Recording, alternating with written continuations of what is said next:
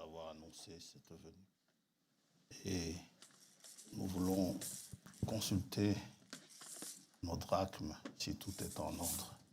Si on a une qui manque, nous voulons la chercher. Et chaque fois que nous en trouvons une manquante, nous éprouvons beaucoup de joie. Nous voulons être trouvés prêts pour ce jour où tu viendras. Où tu viendras nous chercher. La question est posée. Qu'est-ce que j'ai fait pour l'attendre? Oh, il nous a envoyé des directives pour nous préparer à cette venue. Et puissions-nous être assidus à ces directives, à les consulter par le Saint-Esprit, que nous soyons conduits, que nous soyons guidés, pour que nous soyons trouvés sans reproche par toi. Te remercions ce jour pour la réunion que nous avons ce matin, à laquelle nous pouvons nous réunir. Te remercions pour les louanges, te remercions pour l'adoration, te remercions pour toutes choses. Les temps sont difficiles, c'est vrai. Beaucoup de cœurs sont affligés, mais que ce baume merveilleux de Galade puisse être appliqué sur tous les cœurs et que la joie que donne ta parole, malgré les temps difficiles, puisse être notre part ce matin. Sois béni, Père. Pardonne-nous nos péchés, pardonne-nous nos fautes et prêche pour nous par le Saint-Esprit. Que tu utilises le prédicateur, que tu utilises les auditeurs pour qu'ils ne comprennent pas de travers. Que des choses soient dites et comprises selon ta parole. Au nom de Jésus-Christ, notre Seigneur, nous t'avons prié. Amen. Amen. Seigneur vous bénisse richement. Et il n'y a pas de nouveau aujourd'hui. Nous saluons tout le monde au nom de Jésus-Christ. Autant ceux qui suivent sur Internet que ceux qui sont ici présents. Que le Seigneur parle à chaque cœur. Nous lirons dans Luc chapitre 24.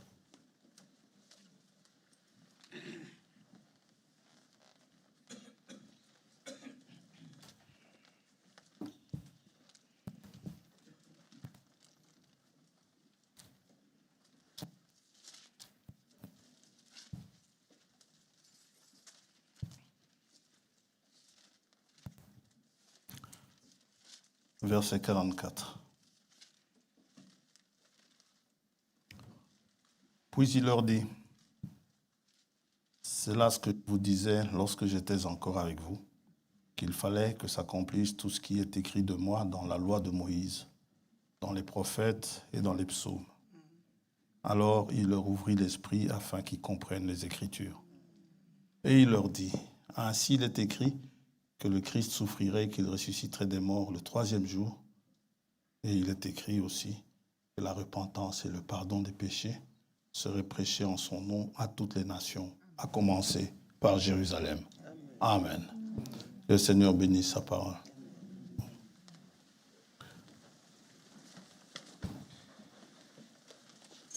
Dimanche passé, nous avons parlé de la prédication de la repentance, puisque la repentance doit être prêchée.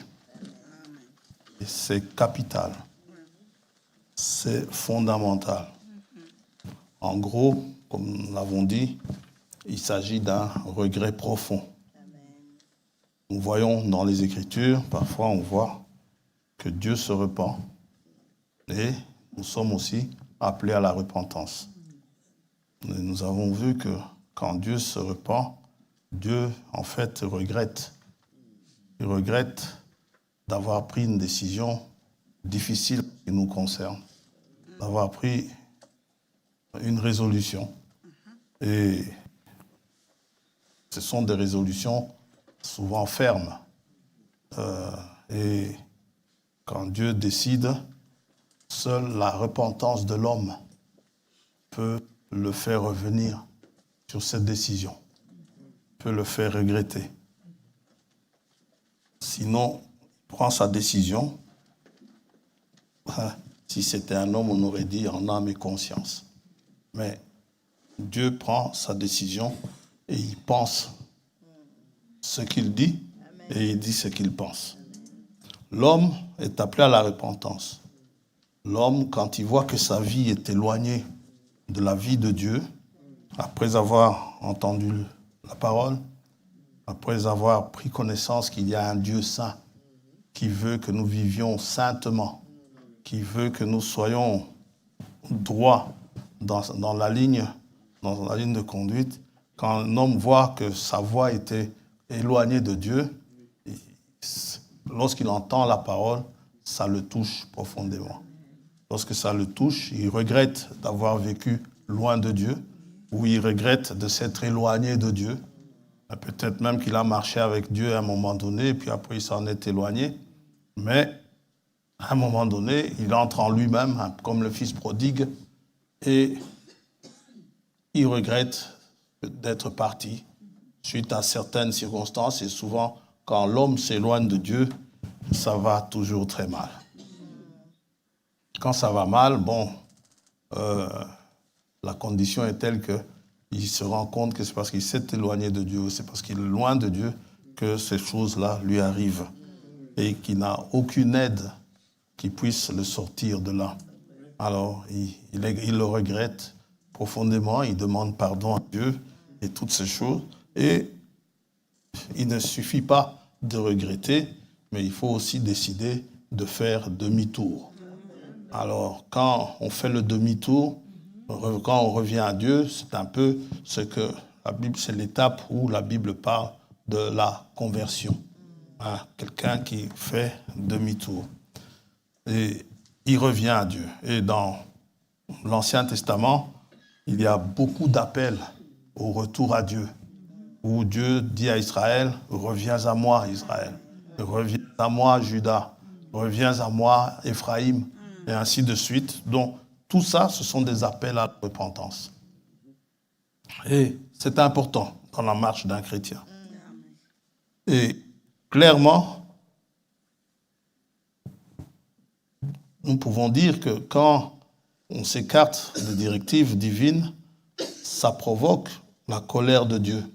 Comme dit Paul aux Éphésiens, quand nous étions éloignés de Dieu, nous étions des enfants de colère. N'est-ce pas? La colère de Dieu, et nous étions comme des fils de la rébellion, nous étions tous dans ce train-là. Ça va?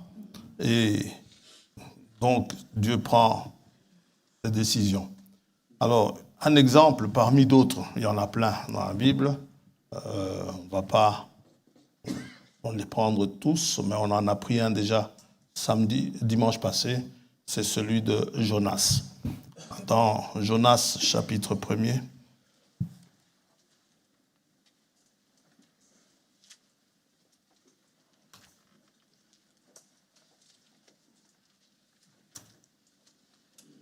là, dans Jonas, on a les deux cas.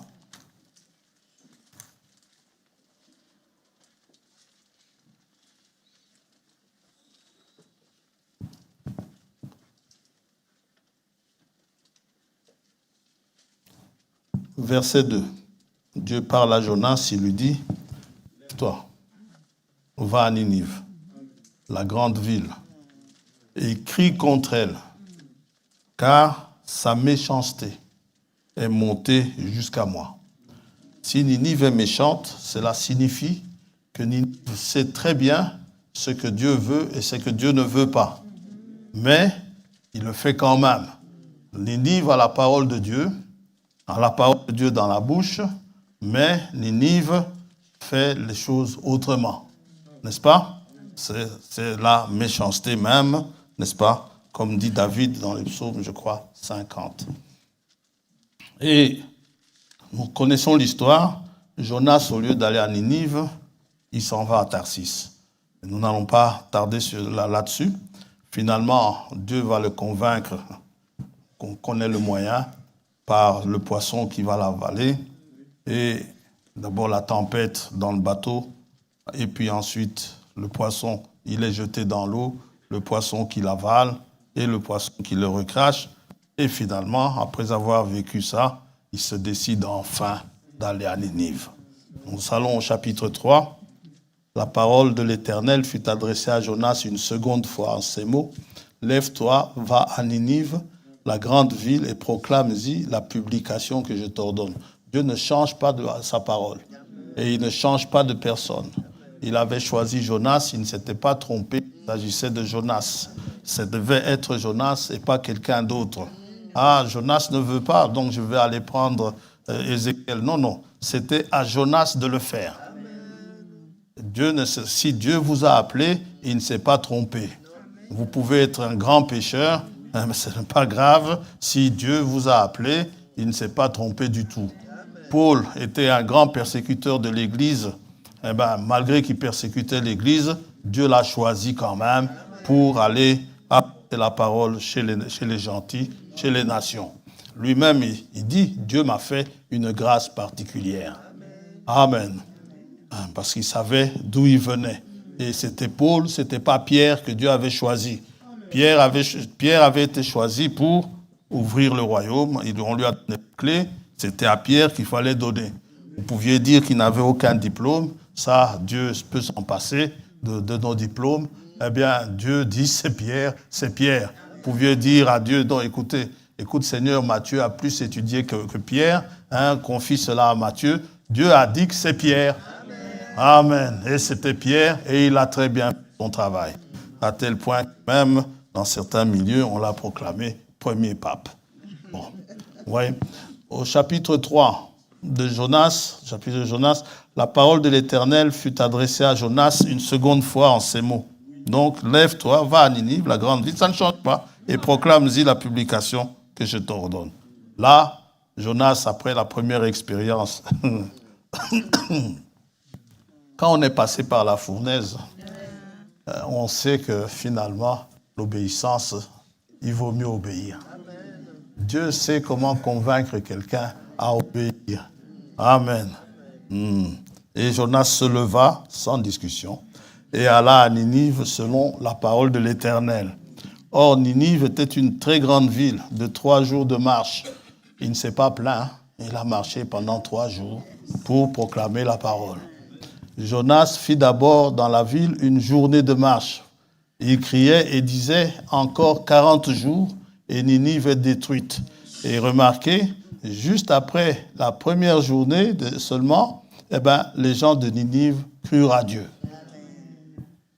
Oui, c'était des gens qui connaissaient la parole. Ils publièrent un jeûne et se revêtirent de sacs depuis les plus grands jusqu'aux plus petits. La chose parvint au roi de Ninive. Il se leva de son trône, ôta son manteau, se couvrit d'un sac et s'assit sur la cendre. Si tous les présidents, tous les rois de ce monde aujourd'hui pouvaient réagir comme le roi de Ninive, ce serait quelque chose de très bien. Parce que ce qui se passe dans le monde aujourd'hui, c'est quelque chose d'incroyable. Ils disent qu'ils sont dans une civilisation judéo-chrétienne, comme ils aiment bien dire, mais c'est pire que Sodome et Gomorrhe. C'est pire que Ninive même. Et ainsi de suite. Et ceux-là, ils essayent même de faire taire les Jonas d'aujourd'hui. Vous voyez? Quand les Jonas d'aujourd'hui viennent avec la parole de Dieu, on le catalogue de sectaire et ainsi de suite, comme quoi c'est quelqu'un de dangereux. Les frères viennent de chanter « La venue de Jésus est imminente ». Un journaliste entre ici, il va aller proclamer aux gens qu'il y a une assemblée là-bas à la rue de Firlan en 94. Il fait peur aux gens, leur faisant croire que Jésus arrive. Mais qu'est-ce que vous voulez qu'on dise? Jésus arrive. Amen. C'est la réalité. Jésus arrive. S'ils ne sont pas contents, les frères ont chanté. Celui qui fait trembler ciel et terre. Quand ils entendent que Jésus arrive, les démons qui sont en eux tremblent déjà. Amen. C'est là où on essaye de nous minimiser. On peut être seulement 2. Dieu dit, je vais à Sodome. Si j'en trouve 10, Abraham est arrivé jusqu'à 10. Il dit, si j'en trouve 10, je laisse Sodome tranquille. Mais Abraham lui dit, mais loin de toi, faire périr le juste avec l'injuste. Et Dieu a cherché le juste. Il a fait sortir le juste. Pour le juste, pour lui, il s'est déplacé. Amen. Entre-temps, le feu est tombé. Puis après cela, le feu est tombé à Sodome. Donc, et il fit faire, verset 7, le roi fit faire dans Ninive cette publication par ordre du roi et de ses grands. Que les hommes et les bêtes, les bœufs et les brebis ne goûtent de rien, ne pèsent point et ne boivent point d'eau. Le roi a commencé. Donc, il faut que ça commence un peu par le roi. Que ça commence par le roi, par ses ministres, que Dieu leur fasse un peu descendre de leurs chevaux, comme il a fait descendre, n'est-ce pas, qui s'appelle lorsqu'il était sur le chemin de Damas. Je crois que ça leur fera beaucoup de bien, de descendre un peu de leurs chevaux actuels, où ils se gonflent là-bas dedans, croyant que ils sont les maîtres de la terre. Le maître de la terre, ça reste Dieu. Amen. Amen. Que les hommes et les bêtes, les bœufs et les brebis ne goûtent de rien, ne pèsent point et ne boivent point d'eau. Mais Seigneur, ils vont mourir, qu'ils meurent. La repentance est primordiale. Amen. Elle est capitale. Amen. Que les hommes et les bêtes soient couverts de sacs. Ah, amen. Je vois déjà le fermier aller couvrir son bœuf de sac, son taureau de sac. Un taureau, c'est dangereux quand il est fatigué. C'est dangereux, mais pour le besoin, on doit couvrir le taureau de sac. Amen. Gloire à Dieu. Le roi a pris une décision que les gens pouvaient dire, mais il devient fou, le roi. Il n'était pas fou du tout. Qu'il crie à Dieu avec force. Les bœufs aussi. Qu'il crie à Dieu. Les brebis aussi. Qu'elles bêlent à Dieu. Que les oiseaux aussi chantent à Dieu. Et ils le font tous les jours. Et qu'ils reviennent tous de leur mauvaise voie et des actes de violence dont leurs mains sont coupables. Qui sait si Dieu ne reviendra pas et ne se repentira pas? Quand Dieu regrette le mal, il change d'avis. Ça, c'est ce qu'on dit quand on dit que Dieu se repent. Et s'il ne renoncera pas à son ardente colère, en sorte que nous ne périssions point. Dieu vit qu'ils agissaient ainsi, qu'ils revenaient de leur mauvaise voie, alors Dieu se repentit du mal qu'il avait résolu de leur faire et il ne le fit pas. Amen. Dieu a changé d'avis.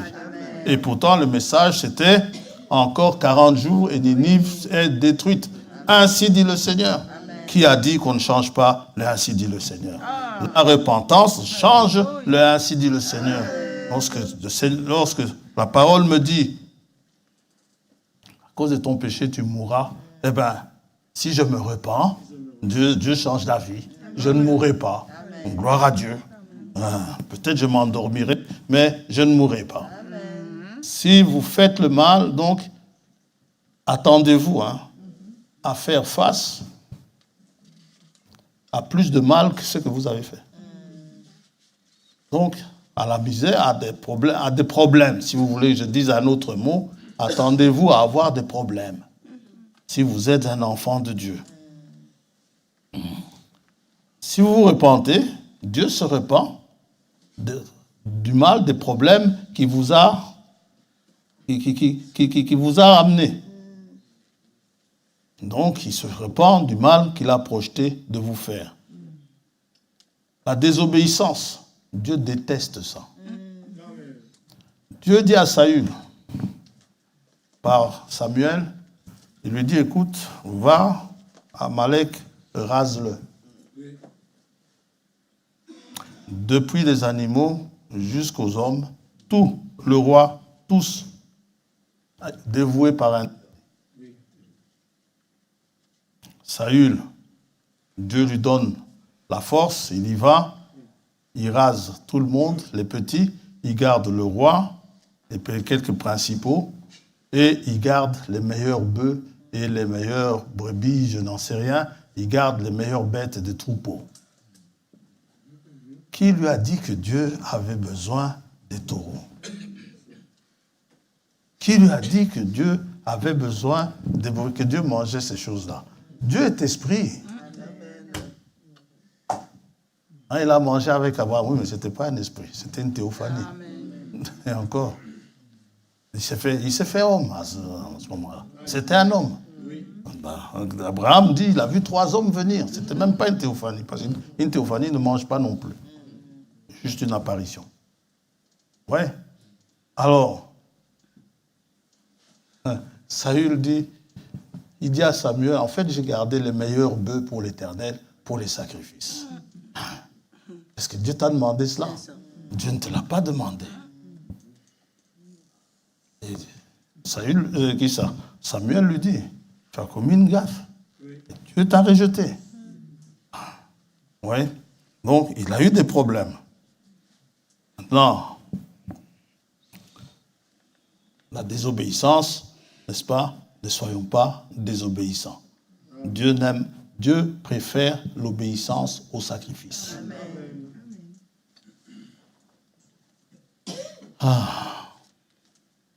Le jour de la Pentecôte, Pierre a prêché. Si je peux intituler le message de Pierre, il a prêché ce jour-là sur le calvaire. Il a dit, ce Jésus que vous avez crucifié, n'est-ce pas? Il a dit, il y avait Jésus de Nazareth, vous l'avez fait mourir. Le juste, vous l'avez crucifié. Peut-être parmi ceux qui écoutaient Pierre lorsqu'il prêchait, 50 jours plus tôt, parce que c'était le jour de la Pentecôte, 50 jours plus tôt ou 53 jours plus tôt, ils ont crié « Crucifie, crucifie ». Et maintenant, Pierre leur dit « Dieu l'a élevé ». Il l'a élevé, c'est maintenant lui le chef. C'est maintenant lui le big boss. Et il a prêché ça avec une telle puissance, sous la puissance du Saint-Esprit, que ce jour-là, les hommes ont eu le cœur vivement touché. Vivement touché d'avoir tué le juste. Vivement touché de l'avoir fait crucifier. Vivement touché de n'avoir pas cru en lui et réalisant que la vie qu'il menait était loin loin de Dieu, du Dieu vivant, du Dieu créateur. Et Dieu l'a ressuscité. Maintenant, il est assis à la droite du Père, qui leur dit, ah, c'est lui qui est là maintenant. Ils en ont été touchés. Alors, frères, que ferions-nous? Que ferions-nous? C'est pas? Actes chapitre 2.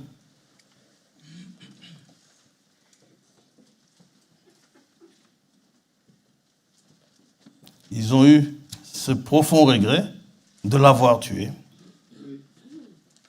Ils ont eu ce profond regret d'avoir accepté sa mort, d'avoir encouragé.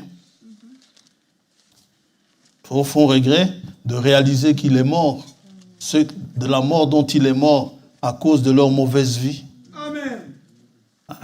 Même à cause de mon petit mensonge, amen. Jésus est mort pour ça. Amen. Parce qu'un petit mensonge devant Dieu, c'est quelque chose. Alors, ce qui signifie que ils avaient, verset 37, acte chapitre 2, après avoir entendu ce discours, ils eurent le cœur vivement touché. Et ils dirent à Pierre et aux autres apôtres, hommes frères, que ferons-nous? Pierre leur dit, repentez-vous et que chacun de vous soit baptisé au nom de Jésus-Christ à cause du pardon de vos péchés et vous recevrez le don du Saint-Esprit. Un jour, j'avais dit ici, sans repentance, sans le baptême, vous n'aurez pas le Saint-Esprit. Et un frère m'a fait remarquer, Dieu le bénisse, me dit, mes frères, Corneille a reçu le Saint-Esprit avant d'être baptisé. Corneille et toute sa famille, c'est dans Acte 8. Je lui ai dit, frère, que Dieu te bénisse. Il n'est pas là aujourd'hui, mais le frère l'a dit, et nous avons regardé, c'est vrai, et ça me turlupinait jusqu'ici. Et maintenant, mais ça répond quand même à la question que beaucoup posent parfois, souvent. Frère, mon oncle, mon frère, mon père, ma mère, je ne sais pas, est parti, il n'a pas été baptisé au nom du Seigneur Jésus-Christ. Vous savez, le baptême, on voit bien que le baptême, ça peut arriver que quelqu'un reçoive la grâce de Dieu, du Saint-Esprit, sans avoir été baptisé. Ça a été le cas de Corneille. Corneille, ils ont reçu cela, c'est dans Acte 8.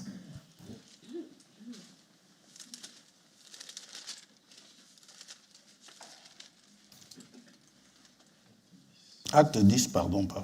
Pourquoi je dis 8?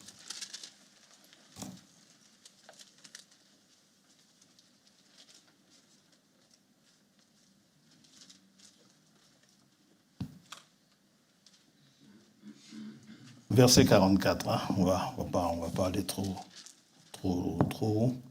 Comme Pierre prononçait encore ces mots, le Saint-Esprit descendit sur tous ceux qui écoutaient la parole.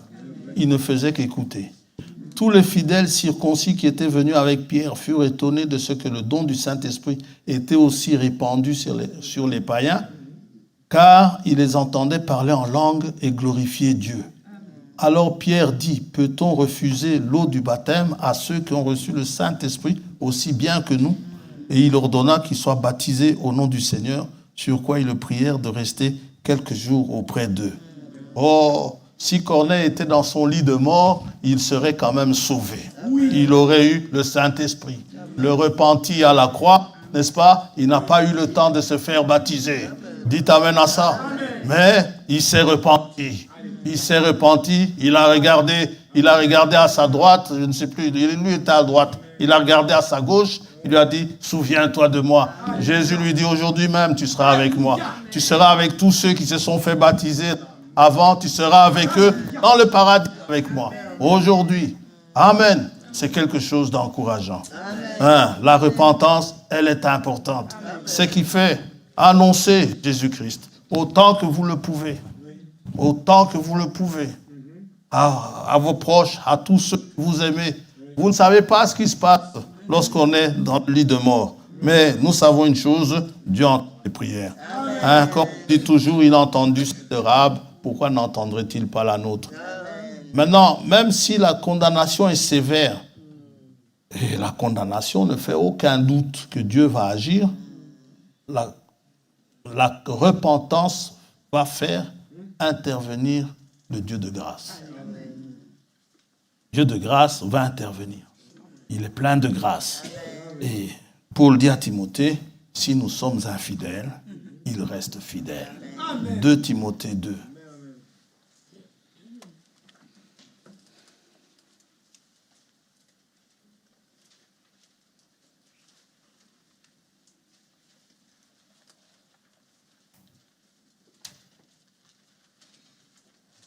« 2 Timothée 2, verset 13.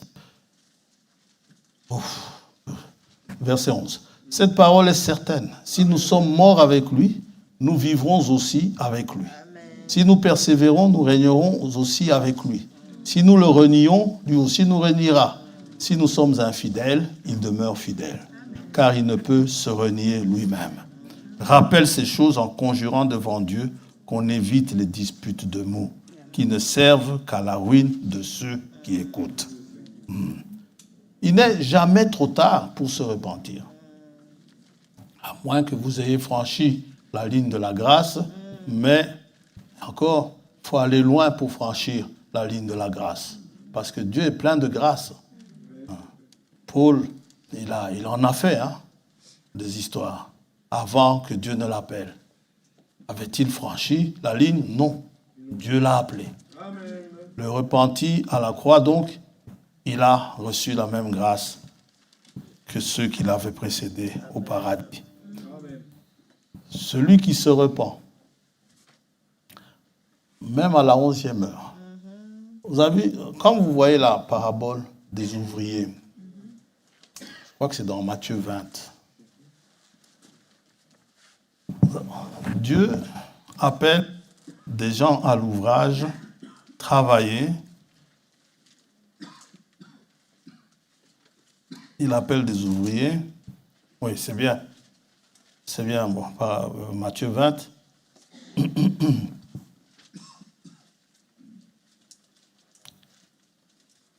Car le royaume des cieux est semblable à un maître de maison qui sortit dès le matin, il est sorti dès le matin afin de louer des ouvriers pour sa vigne. Il convint avec eux d'1 denier par jour.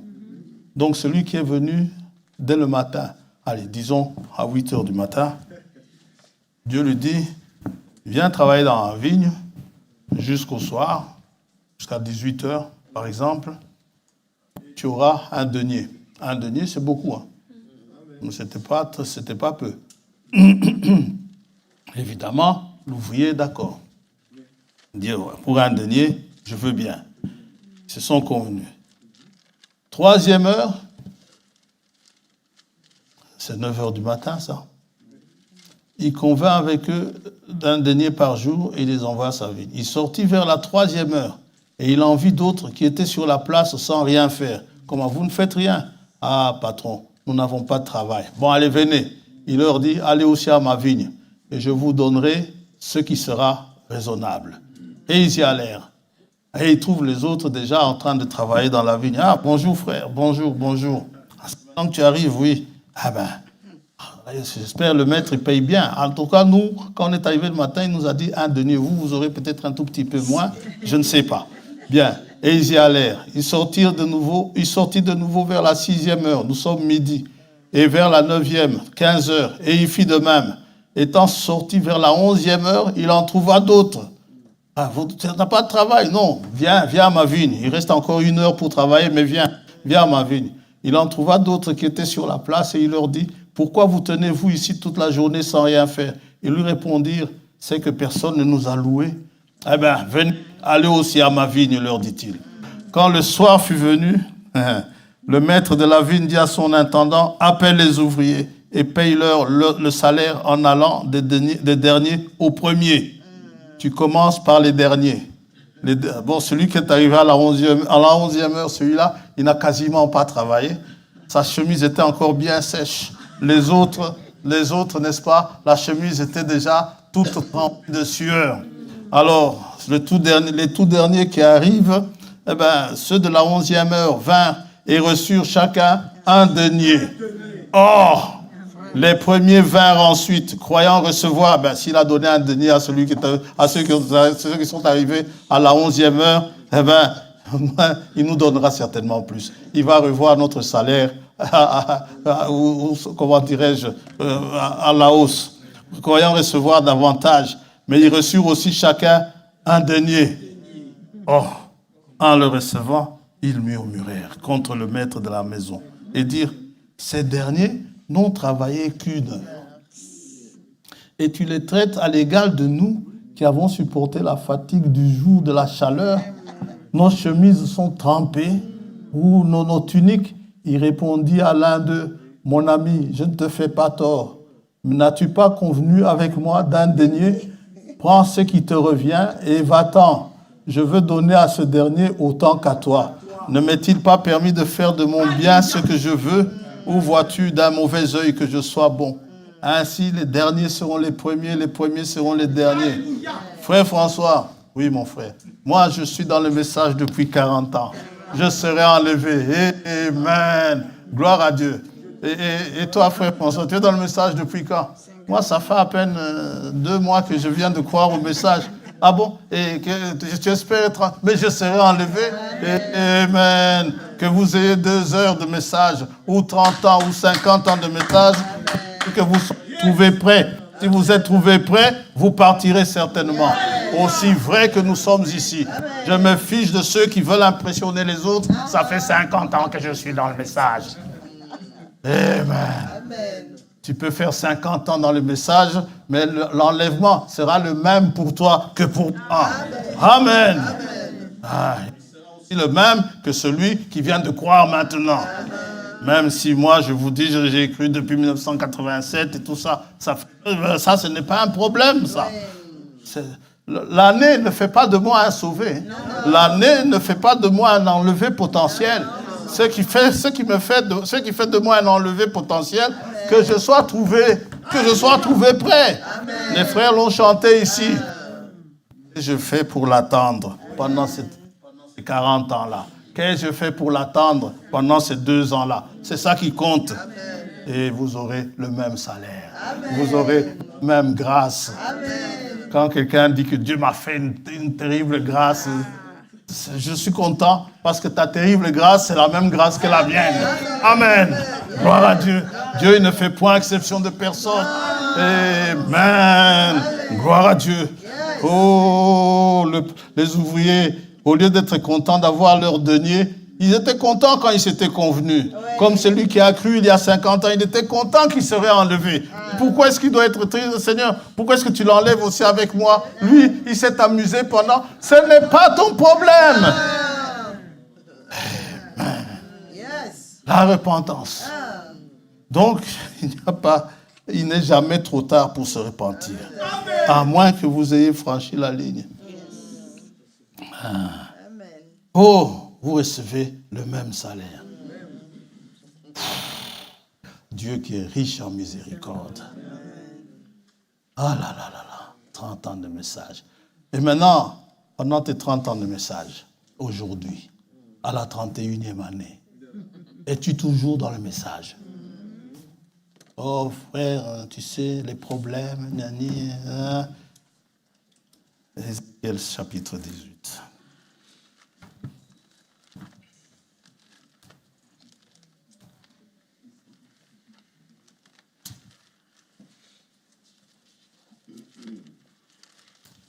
On ne va pas tout lire, mais vous pouvez tout lire chez vous.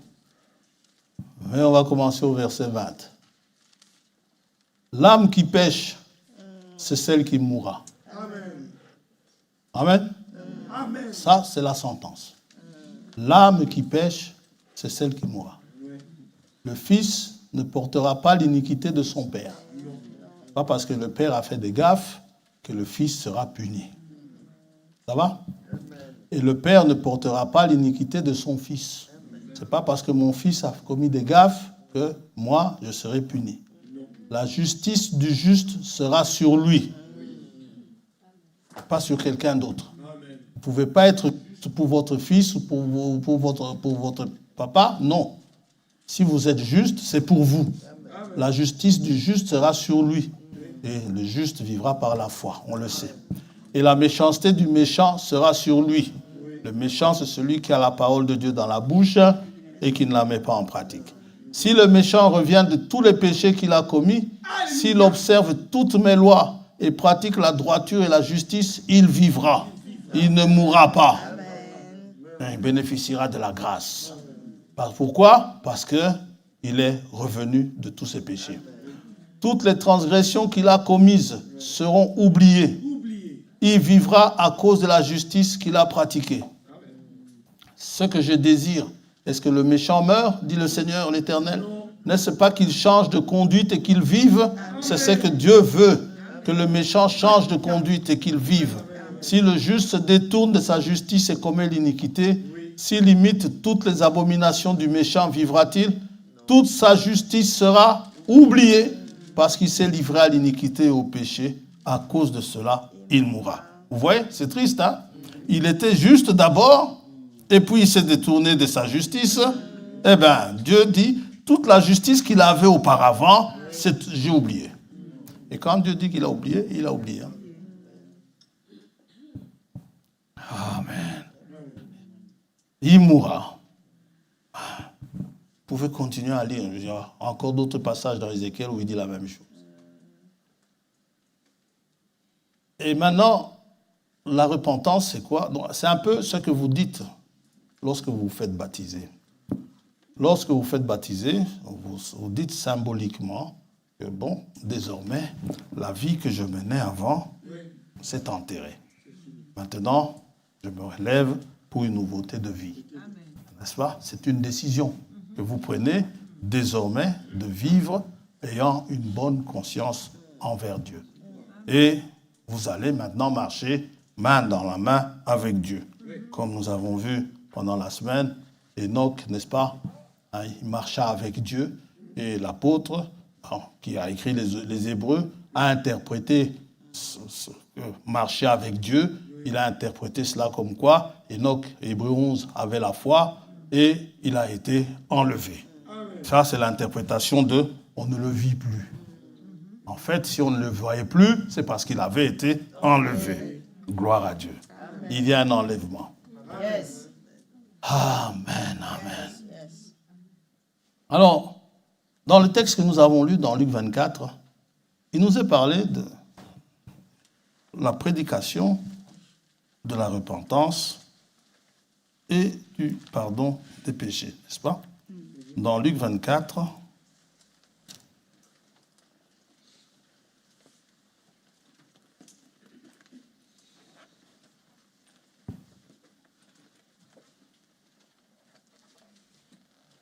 verset 46, Et il leur dit, ainsi il est écrit que le Christ souffrirait et qu'il ressusciterait des morts le 3e jour, et que la repentance et le pardon des péchés seraient prêchés en son nom à toutes les nations, à commencer par Jérusalem. Aujourd'hui, nous intitulerons cela « La prédication du pardon des péchés ». La repentance, elle doit être prêchée. On doit prêcher la repentance. On doit vous prêcher de manière à ce que chacun vienne à Dieu, à ce que chacun abandonne ses idoles et qui vienne d'abord vers Dieu. C'est notre prédication. Je vous dirai que tout ce que vous donnez d'importance aujourd'hui avant Dieu, eh bien, tout ça, dans mes prédications, je devrais vous dire, si c'est par le Saint-Esprit, je devrais vous dire, laissez un peu ça de côté, n'est-ce pas? Et venez à Dieu. Jeune homme riche, il est venu. Tu ne commettras pas d'adultère, tu ne voleras pas, tu ne mentiras pas, tu ne tueras pas. Il dit, je fais tout ça. Jésus l'est mort. Il dit, mais il te manque une chose. Tu vois, ton argent auquel tu tiens tant là, hein? Moindre bruit dans la maison, il ouvre les yeux. Hé, mon argent. Quand il sort de chez lui pour aller, je ne sais pas moi, pour aller au temple, il vérifie 1000 fois s'il a bien fermé la porte. Avant de fermer la porte, il va voir son coffre-fort si c'est bien fermé. Hein? Il va poser la question 1000 fois à sa femme. Chérie, tu as bien fermé le coffre-fort, tu es sûr, hein? Je suis sûr. Avant de dormir, il doit aller voir son coffre-fort. Il doit voir si c'est toujours fermé, si tout y est. Le matin, après avoir dormi profondément, il va aller voir si tout y est. Amen. Il y a un frère qui vient voir, je ne sais pas, peut-être qu'il est en train de suivre, que Dieu le bénisse, si jamais il se retrouve là-dedans. Hein? Il venait d'acheter sa voiture, une voiture neuve. Il me dit, grand frère, il m'appelle grand frère. Quand j'avais la voiture, quand j'entendais un bruit dehors, je me levais, je regardais si c'était pas mal. Laisse ta voiture tranquille. Dieu veille sur ta voiture. Amen. Ce sont des biens matériels. Laisse tes histoires tranquilles. Dieu veille sur cela. Amen. Est-ce que vous croyez vraiment que Dieu veille? Amen. Alors, mettez-le devant. Amen. Jésus dit aux jeunes riches, laisse tomber tout ça. Et tu auras il y a un grand trésor qui t'attend dans les cieux. Ah, ce trésor-là, je ne le vois pas. Amen. Il dit, non, c'est trop difficile, je m'en vais. Jésus dit, c'est difficile pour un riche. C'est plus facile même pour un chameau de passer par le chat de l'aiguille qu'un riche entrer dans le royaume. Et pourtant, sa question c'était, que dois-je faire pour avoir la vie éternelle? Le Seigneur lui dit, il te manque une chose. Prends ton argent là, sur lequel tu veilles nuit et jour, prends ça, hein, et va, n'est-ce pas, donne ça aux pauvres. Vends tous tes biens, distribue aux pauvres, et puis suis-moi. Parce que tant que tu me suivras avec ça, tu auras toujours les yeux là-dedans. Amen. Pourquoi? Maintenant, à contrario, pourquoi est-ce que l'apôtre Pierre, dit déchargez-vous sur lui de tous vos soucis? Amen. Pourquoi dit-il ça? Parce que vos soucis, les miens aussi, occupent toujours la première pensée. Ouais, c'est vrai. Avant de dormir, quoi? Ça ne va pas, tu as des problèmes. Ah, j'ai un problème là qui me tracasse. Laisse un peu ce problème. Amen. Décharge-toi sur lui de ce problème. Et dors, si c'est pour dormir. Amen. Je vais vous dire une chose. Comme ça, je ne parle pas de quelqu'un. Je parle de moi-même. Vous savez, il arrive quand la pluie est abondante, quand il pleut très fort, n'est-ce pas? L'eau coule, il pleut dans ma chambre. Ah! Ce qui fait, ça est devenu un souci. Après, le type, il regarde. Alors, le sujet, commence à dire, il y a ça qui est abîmé, il y a ça qui est abîmé, il y a ça, ça, ça. Vous vous grattez la tête. Plus la liste s'allonge, vous lui posez la question. Et tout ça, ça va dans les combien? Oh, j'ai un père qui est riche. Ouais, mais je m'inquiète. Moi, je me dis, mais tout ça, ça va dans les combien? Il dit, j'enverrai le devis. Attendez seulement. Hein, ça va, envoie le devis. Hein, vous savez quoi? Mais finalement, quand il pleut, je sursaute. Mais non. Maintenant, moi, je ne veux plus sursauter. Qu'il pleuve dans la chambre ou qu'il ne pleuve pas, je m'en fiche. Voilà. Maintenant, j'ai pris ça, je donne ça à Dieu. Seigneur, c'est à toi. Le devis n'est toujours pas arrivé. Bon, il va arriver. Oui. J'étais là, c'est l'automne, c'est la saison des pluies, c'est ceci et cela, c'est ce... Oh. Tu vas dormir avec plein de soucis. Et pour pouvoir avoir le sommeil, je ne blague pas, hein, je prends un somnifère. Je prends un somnifère et je m'endors. Mais non, pas besoin de somnifère. Ayons cette confiance en Dieu, que Dieu prend soin de tous nos problèmes. Si Dieu veut qu'il pleuve dans ma chambre, qu'il pleuve. Amen. Oh, que Dieu me pardonne. Voilà, comme ça au moins, je ne parle pas de quelqu'un. C'est de moi-même. Si quelqu'un se voit visé là, c'est vraiment, comme on dit, c'est une pure coïncidence. Non. Amen. Donc, la prédication de la repentance, elle est très importante. Mettez Dieu devant. Revenez à lui. Hein? Parce que quand je vais vous lire ici, lui-même prend soin de vous, on va tous crier Amen. Et après, quand on rentre à la maison, on a oublié qu'on a lu que lui-même prend soin de nous. Amen. Il y en a une ici qui me dit, toi, tu oublies toujours ce que tu prêches. Amen. Ok. Non, je n'oublie pas, mais qu'est-ce que vous voulez? Satan sait comment faire pour que nous nous occupions toujours de lui. Ça te fait rire, hein, Esther? C'est bien. Gloire à Dieu. Bon. Jésus a dit donc, la repentance et le pardon des péchés doivent être prêchés.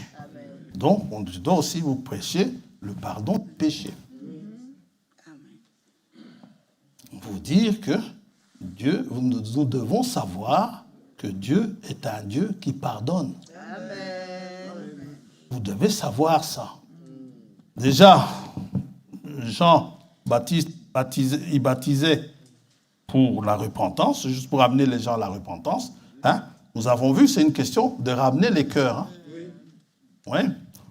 Comme les patriarches autrefois, les Abraham, eux, ils mettaient Dieu en avant. Abraham, Dieu lui dit, quitte tout ce que tu as là et va dans un pays, je te montre. Et il est parti. Oui.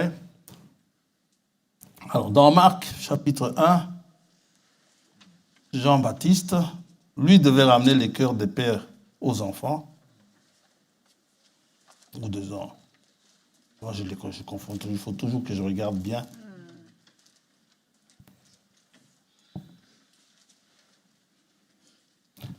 Les cœurs des pères vers les enfants, lui. Dans Marc, chapitre 1er, Jean-Baptiste,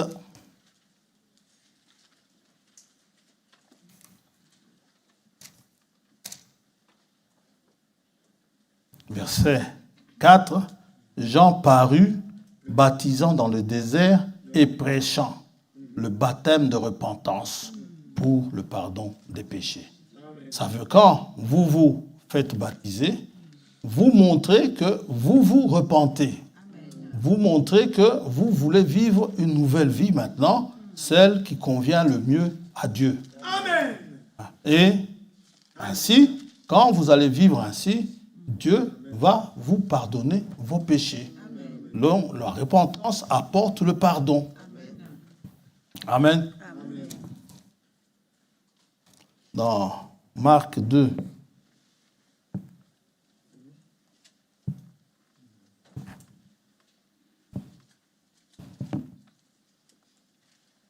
Verset 1er. Quelques jours après, Jésus revint à Capernaum. On apprit qu'il était à la maison. Et il s'assembla un si grand nombre de personnes que l'espace devant la porte ne pouvait plus les contenir. Il leur annonçait la parole. Vous savez, puisque nous parlons du pardon des péchés, nous devons savoir ceci. Le fait de pardonner les péchés, c'est une exclusivité de Dieu. Amen. Dieu est le seul à pouvoir pardonner les péchés. Amen. Nous lisons ceci. Des gens vinrent à lui, amenant un paralytique porté par 4 hommes.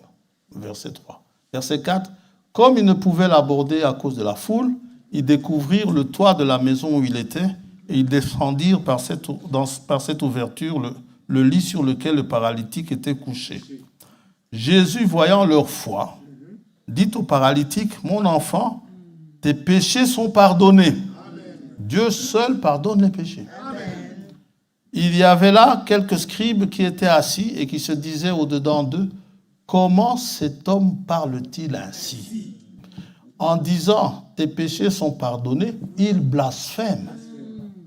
Qui peut pardonner les péchés si ce n'est Dieu seul? Jésus, ayant aussitôt connu par son esprit ce qui pensait au-dedans d'eux, leur dit, « Pourquoi avez-vous de telles pensées dans vos cœurs? Lequel est le plus aisé de dire au paralytique, « Tes péchés sont pardonnés » ou de dire, « Lève-toi, prends ton lit et marche » Qu'est-ce qui est plus facile? Il se gratte la tête. Jésus parle. Il n'a pas attendu qu'il réponde. Or, afin que vous sachiez que le Fils de l'homme a sur la terre le pouvoir de pardonner les péchés, je te l'ordonne, dit-il au paralytique. Lève-toi, prends ton lit et va dans ta maison. Et à l'instant, il se leva, prit son lit et sortit en présence de tout le monde, de sorte qu'ils étaient tous dans l'étonnement et glorifiaient, disant, nous n'avons jamais rien vu de pareil. Si le Fils de l'homme a le pouvoir de pardonner les péchés, que quelque part, si c'est Dieu seul qui pardonne, et on va voir, hein, où l'Éternel le dit, si Dieu seul pardonne les péchés, c'est que le Fils de l'homme, quelque part, c'est Dieu dans la chair. Amen. Amen. Yes. S'il a ce pouvoir-là, c'est qu'il est Dieu. Amen. Il n'y a pas de discussion possible.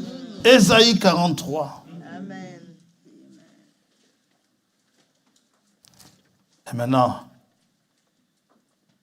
le prêtre dans le confessionnal. Qu'est-ce que vous allez faire dans le confessionnal? Hein? Là, Satan nous a eu beaucoup. Hein? Je me souviens du confessionnal. Hein? Après avoir commis des gaffes, n'est-ce pas? J'allais, avant de prendre la communion, j'entrais dans le confessionnal, n'est-ce pas? Mon père, je suis venu vous voir parce que j'ai péché. Alors lui, il prend un air solennel. Parle, mon fils, qu'as-tu fait? Et vous commenciez à réciter tout ce que vous aviez fait. Oh, mais c'est mal ça. Et puis après, il vous dit, allez, pour votre pénitence, récitez, dis je vous salue Marie, toi notre Père. Et vous y allez avec dévotion. Marie, je vous salue Marie, et ainsi de suite. Et puis vous en sortiez. Ah, je suis bien. Et à peine sorti de là, je prends la communion, hop, je refais exactement ce que je faisais. Oh, j'irai au confessionnal encore après. Matthieu, Ésaïe 43, pardon. C'est l'Éternel qui parle. Amen. Yes. Verset, pouvoir, il parle à Jacob, verset 22. Et tu ne m'as pas invoqué, ô Jacob, car tu t'es lassé de moi. Ne vous lassez pas de lui. Ô Israël, tu ne m'as pas offert tes brebis en holocauste et tu ne m'as pas honoré par tes sacrifices. Je ne t'ai point tourmenté pour des offrandes. Je ne suis jamais venu te tracasser. Hein? Et, les offrandes, où sont-elles? Tes dîmes, où sont-elles? Dieu dit, tu n'es jamais tourmenté. Et En tout cas, quand je lis ça, même ici à l'Assemblée, je ne vous tourmente pas. La caisse, elle est là-bas. Si vous voulez y mettre, vous mettez. Si vous ne voulez pas y mettre, n'y mettez pas. C'est votre affaire entre vous et Dieu. Ça ne me regarde pas. Ah ouais, il y en a une, il n'y a pas longtemps, qui m'a fait arriver en retard. Elle était en train de chercher une machine pour retirer de l'argent pour mettre sa dîme. Hein. Je me dis, tu as vu, hein? Tu as vu, je voulais bien. Moi, c'est une affaire entre toi et Dieu. Amen. Ah, gloire à Dieu. Dieu te bénisse. Je ne t'ai point tourmenté pour des offrandes et je ne t'ai point fatigué pour de l'encens. Tu n'as pas appris d'argent acheté pour moi des aromates et tu ne m'as pas rassasié de la graisse de tes sacrifices. Mais tu m'as tourmenté par tes péchés. Ne pas donner tes offrandes, ça ne me tourmente pas. Je ne viens pas te casser les pieds. Ta dîme, je ne viendrai pas te casser les pieds. Mais ce qu'il y a, moi, tes péchés, ça me tracasse. Mais tu m'as tourmenté. Vous voyez ça? On en arrive à tourmenter Dieu. Mais tu m'as tourmenté par tes péchés. Tu m'as fatigué par tes iniquités. C'est moi qui efface tes transgressions pour l'amour de moi. Et quand je les efface, je ne me souviendrai plus de tes péchés. Dieu est une exclusivité divine. Personne d'autre ne peut le faire. Il n'y a que Dieu. Alors, si le Fils de l'homme peut le faire, c'est que le Fils de l'homme et Dieu ne font qu'un. C'est Dieu dans la chair. Alors, autre chose, la repentance, si on peut en reparler, on l'a dit dimanche passé, lorsque la repentance, elle se passe en bas. Hein. Le message de la repentance n'est pas prêché en haut. C'est prêché ici en bas. C'est prêché ici sur la terre, pas dans les cieux. Alors, la repentance est prêchée ici dans les cieux. Alors, s'il y a un pécheur ici, qui est pécheur, qui n'a pas encore donné sa vie à Christ, après avoir entendu, il entend, il se repent, nous, on va regarder, on va écouter, ah, tel frère, on va dire, c'est gloire à Dieu. Mais dans les cieux, il y a de la joie, il y a des danses là-bas. Pourquoi? Parce que quelqu'un s'est repenti ici. Luc, verset 15, le chapitre 15, verset 7.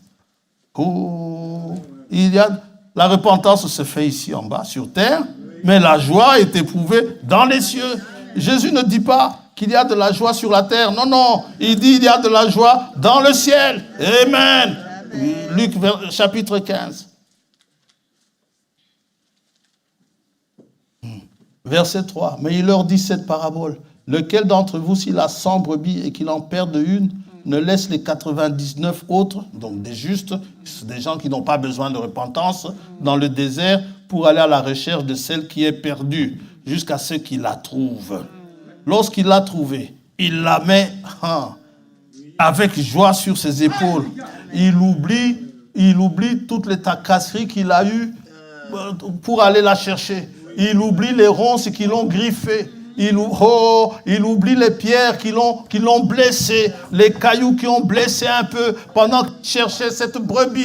Il oublie tous les mal qu'il a eu pour la retrouver, mais quand il la retrouve, la brebis est là tremblante de peur, lui il la prend, il la met sur l'épaule. Et il éprouve de la joie. Il a dit on rentre à la maison. Amen. Et il est heureux. Et de retour à la maison, il appelle ses amis et ses voisins et leur dit, nous, on a tendance à cacher. Quand le fiston ou la fistonne est parti un peu quelque part, qu'il ne faut pas, quand il revient ou quand elle revient, on ne le proclame pas. Mais Dieu, il s'en fiche de là où vous étiez, pourvu que vous reveniez à la maison. Quand vous revenez à la maison, Dieu, il est content. C'est ton fils. C'est ton fils ou ta fille qui a fait la prison. C'est mon fils ou ma fille qui a fait la prison. Ça, on n'aime pas le dire. Mais là-bas, qu'il ait fait la prison ou pas, Dieu est content. Amen.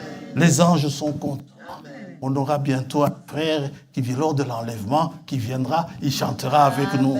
Et même, il chantera des cantiques que nous ne connaissons pas. Amen. Réjouissez-vous avec moi, car j'ai trouvé ma brebis qui était perdue.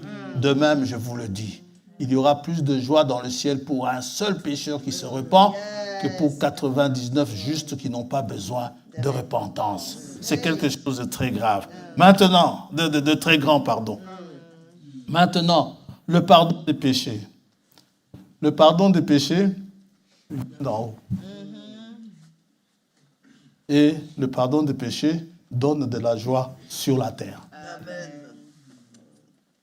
Demandez à David. David, il chante sa joie. Amen. Il dit ceci dans le psaume 32. Yes. Le pardon venait d'en haut. La repentance vient d'en bas, va vers le haut, il y a de la joie. Le pardon, ça vient d'en haut, et sur la terre, il y a de la joie. Alors, David dit ceci. Psaume 32.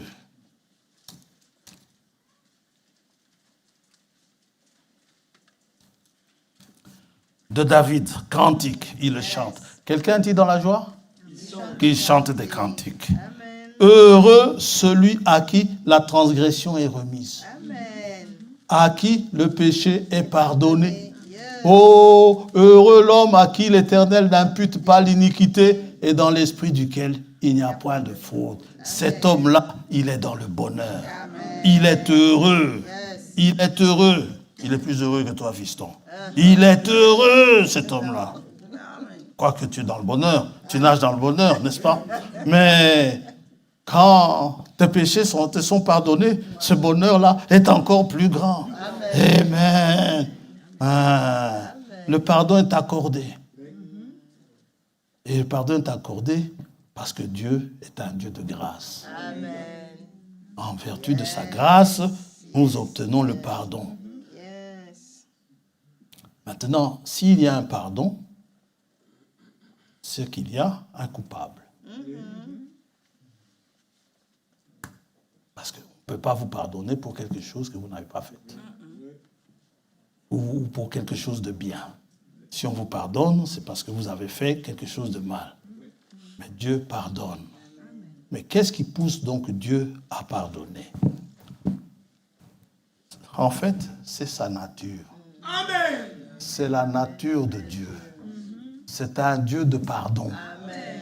Il est comme ça. Il est comme ça. C'est sa nature. Donc, si vous avez fait une faute aujourd'hui, alors Dieu s'est arrangé pour que nous puissions entrer dans sa présence directement. Parce qu'avant, c'était celui qui entrait pécheur dans sa présence, il mourait. Mais Dieu s'est arrangé pour que ce voile-là, qui nous séparait de lui, soit déchiré. Amen. C'est déchiré quand Jésus est mort à la croix. Alléluia. Quand il est mort, finalement, Paul nous dit, aux Hébreux, il dit, avancez-vous vers le trône de miséricorde, n'ayez pas peur, avec miséricorde, avec assurance, pardon, jusqu'au trône de miséricorde. Avancez. Daniel, chapitre 9. C'est sa nature. Il n'est pas autrement. C'est sa nature.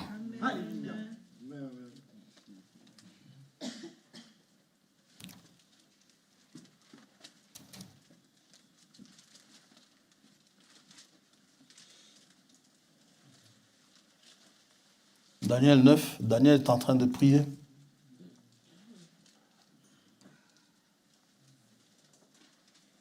Verset 8. Seigneur, à nous la confusion de face, à nos rois, à nos chefs et à nos pères, parce que nous avons péché contre toi. Mais auprès du Seigneur notre Dieu, la miséricorde et le pardon, car nous avons été rebelles avec lui, envers lui. Nous n'avons pas écouté la voix de l'Éternel notre Dieu pour suivre ses lois qu'il avait mises devant nous par ses serviteurs les prophètes. Donc auprès du Seigneur se trouve le pardon. Et Paul dit, Dieu qui est riche en miséricorde. Auprès de lui, la miséricorde et le pardon. C'est sa nature. Le psaume 25. J'aime ce psaume. J'aime tous les psaumes, mais celui-là, je le connais quasi par cœur. C'est là où il dit, il ne sommeille ni ne dort. Il connaît mon départ et il connaît mon arrivée. Oh, ce psaume, il est merveilleux. David, il connaissait son Dieu. Amen. Amen. Amen. Psaume 25. Yes.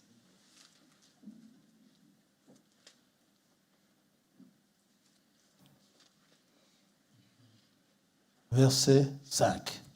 Conduis-moi dans ta vérité et instruis-moi, car tu es le Dieu de mon salut. Amen. Tu es toujours mon espérance. Yes. Paul dit à Timothée, Jésus-Christ est notre espérance. Amen. Éternel, souviens-toi de ta miséricorde et de ta bonté, car elles sont éternelles. Elles sont éternelles comme lui-même, il est éternel. C'est sa nature. Et sa bonté pousse à la repentance. Romains chapitre 2, verset 4. Dieu aime pardonner. Alléluia. Il aime pardonner. Amen. Alors, nous allons un peu voir ce que Jérémie nous dit dans ses lamentations. Il se lamente, il se lamente. Lamentation, chapitre 3. Ne vous en faites pas, je ne vais pas vous lire, mais je vais vous le dire quand même. Hein? Je ne vais pas vous lire. Il est bon d'attendre le secours de l'Éternel en silence. Nous aimons trop geindre, mais ce n'est pas de ça que nous allons parler aujourd'hui. Verset 31. Donc, il a tellement pleurniché, il a tellement pleuré. J'ai dit, je n'allais pas le lire, mais je vais quand même le lire. Verset 1er. Je suis l'homme qui a vu la misère sous la verge de sa fureur. Oh là là, pauvre frère. Frère Jérémie, qu'est-ce qui s'est passé? Ah frère, je ne sais pas ce qui m'a fait dire ça. Il m'a conduit, mené dans les ténèbres et non dans la lumière. Contre moi, il tourne et retourne sa main tout le jour. Il a fait dépérir ma chair et ma peau. Il a brisé mes os. Il a bâti autour de moi. Il m'a environné de poison et de douleur. Il me fait habiter. Ouh là là là là là là là là là là là là là là là. Ouais. Jérémie. Bon, verset 31. Car le Seigneur ne rejette pas à toujours. Mais lorsqu'il afflige, il a compassion selon sa grande miséricorde. Et voilà, me dit, je suis heureux que Dieu soit riche en miséricorde. Il est riche en argent, mais je suis heureux, beaucoup plus heureux qu'il soit riche en miséricorde. Et qu'il afflige, donc, il afflige les enfants des hommes quand on foule aux pieds. Où est-ce que j'en suis moi? Il a compassion selon sa grande miséricorde. Car ce n'est pas volontiers qu'il humilie. Et donc il ne le veut pas, mais il est obligé. Sa nature, il est saint. Car ce n'est pas volontiers qu'il humilie et qu'il afflige les enfants des hommes. Quand on foule aux pieds tous les captifs du pays, quand on viole la justice humaine à la face du Très-Haut. Donc, au verset 33, il dit, ce n'est pas volontiers qu'il humilie. Il aime pardonner. C'est pas volontiers qu'il humilie et qu'il afflige les enfants des hommes. Et je vais vous dire une chose. Dieu, vous savez, il y a une chose où nous sommes plus rapides que Dieu. Ou si nous devons faire la course avec Dieu, nous allons le battre à la course. Dieu pardonne plus volontiers qu'il ne condamne. La Bible nous dit, Moïse dit, je veux te connaître, fais-moi voir tes voies. Dieu dit, tu verras ma bonté passer. La bonté passe, l'Éternel, l'Éternel. Riche en miséricorde, lent à la colère. Dieu est très lent à la colère. Mais si on fait la course avec Dieu, lorsque nous sommes offensés et que lui est offensé, on fait la course qui va se mettre en colère devant. Nous sommes très prompts à la colère. Pour nous mettre en colère, on est plus rapide que Dieu. Qu'est-ce qu'il t'a fait? Oh, il m'a mal parlé. Ah, il t'a mal parlé, ok. C'est tout? C'est tout. Ah. Maintenant, Dieu peut venir. Et tu sais ce qu'il m'a fait, moi? Mais je l'aime toujours. Amen. Nous sommes rapides hein, pour nous mettre en colère. On est fâché. On veut montrer qu'on est fâché. On veut montrer qu'on est quelqu'un, alors que nous, on n'est rien. On veut montrer qu'on a de l'autorité, alors qu'on n'en a pas. On veut montrer qu'on est ceci, alors qu'on ne l'est pas. Mais Dieu qui est Dieu, il regarde et il éprouve de la compassion envers nous. Oh, Dieu est grand. Amen. Nous sommes trop rapides pour tomber dans la colère. L'apôtre nous dit, il nous exhorte, ne dormez pas avec la colère. La colère nous fait casser des meubles à la maison. La colère fait voler les casseroles à la maison, ou les assiettes, ou quoi que ce soit qui vous tombe entre les mains. Vous oubliez que ça peut faire très mal à la personne, tellement vous êtes en colère. La colère peut même vous faire évanouir, tellement la tête n'en peut plus. Haine éclate. Et vous faites une hémorragie cérébrale. À cause de quoi? De la colère. Très dangereux, fiston. De la colère. C'est déjà arrivé que je pique une colère et je sens tout mon corps, comme si on me mettait des aiguilles dans le corps, ça un peu partout. Tellement c'était démoniaque, fiston. Tu as raison. C'est un démon, si pas plusieurs. Tellement j'étais en colère. Et quand on est en colère, on ne sait même plus parler. On bégaye. On est en colère. Mais Dieu nous dit calmement. Hein. Quand la colère de Dieu s'est enflammée sur Moïse, Dieu dit à Moïse, qui a fait la bouche? Hein? Les trucs n'ont pas commencé à voler dans tous les sens.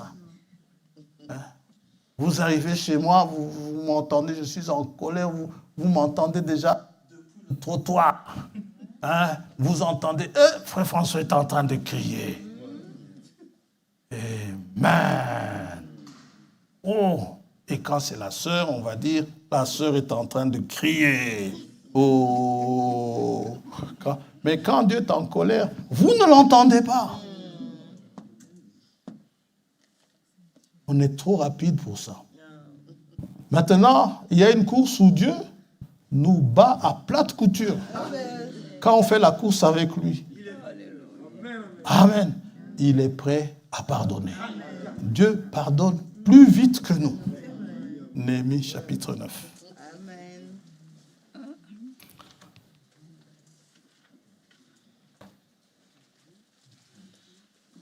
Néhémie chapitre 9. Verset 17. Au 16. Mais nos pères se livrèrent à l'orgueil et raidirent leurs coups. Ils n'écoutèrent point tes commandements. Ils refusèrent d'obéir. Et ils mirent en oubli les merveilles que tu avais faites en leur faveur. Ils raidirent leurs coups et dans leur rébellion, ils se donnèrent à un chef pour retourner à leur servitude. Mais toi, tu es un Dieu prêt à pardonner, compatissant et miséricordieux, lent à la colère et riche en bonté, et tu ne les abandonnas pas. Amen. Moïse, il voulait déjà les abandonner. Moïse dit à Dieu, tue-moi. Moi, ce peuple, qu'est-ce que moi, j'en ai assez, tue-moi, prends ma vie.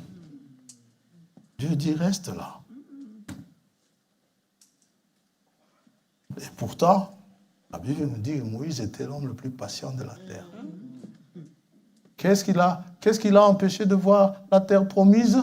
Qu'est-ce qu'il a empêché? La colère.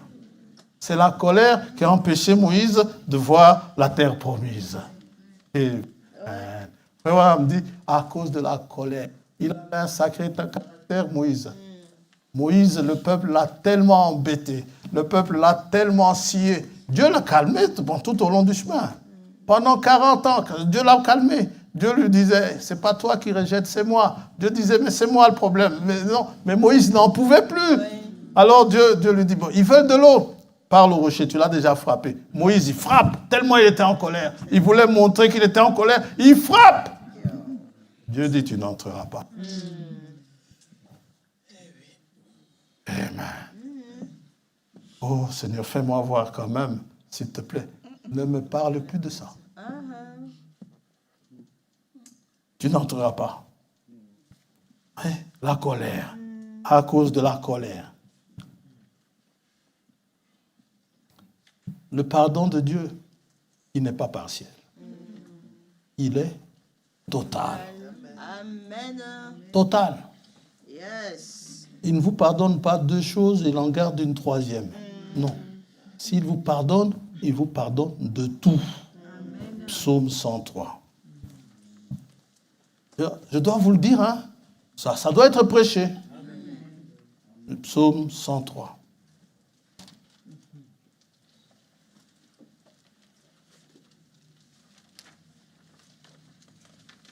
Nous, les hommes, c'est...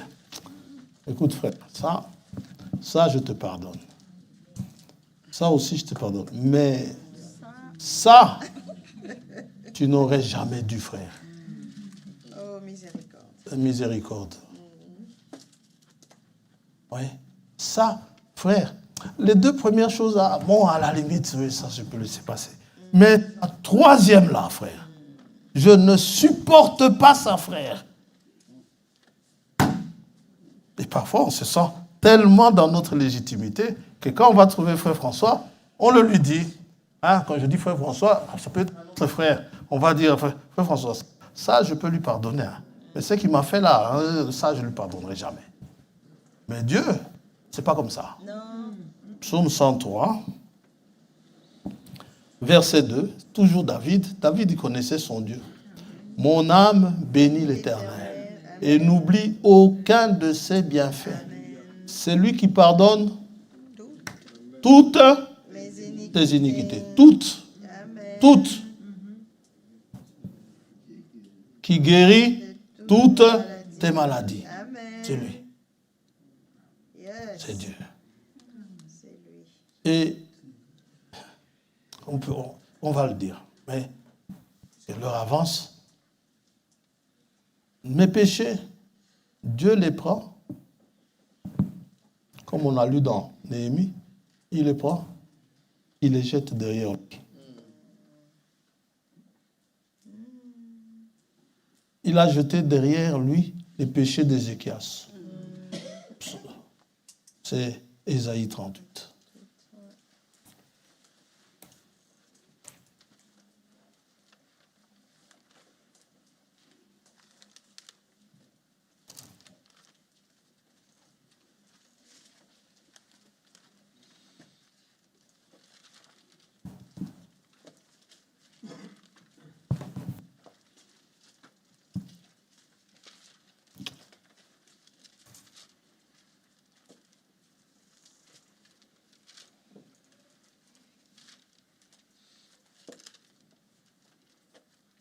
Psaume 38, pardon. Psaume 38.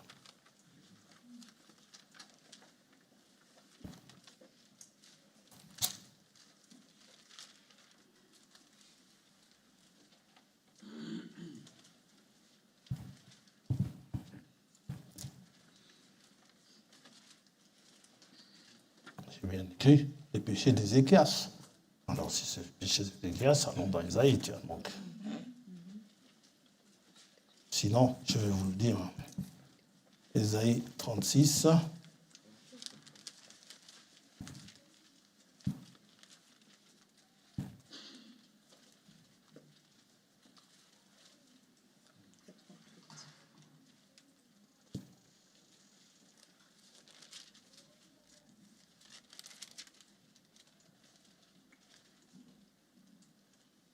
Ah ben, je ne retrouve plus le passage.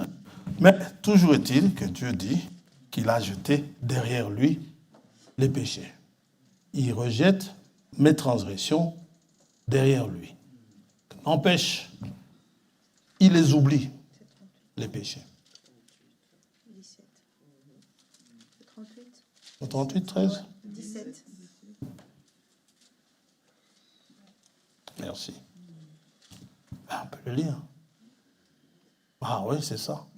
Voici, mes souffrances même sont devenues mon salut. Verset 17. Tu as pris plaisir, moi j'ai noté verset 13, c'est pour ça. Verset 17. Tu as pris plaisir à retirer mon âme de la fosse de la destruction, car tu as jeté derrière toi tous mes péchés. Amen. Tous les péchés ont été jetés derrière lui. Ésaïe 38, verset 17. Amen. Il les oublie, les péchés, Dieu. Yes. Dieu est celui qui oublie les péchés. Amen. Jérémie 31.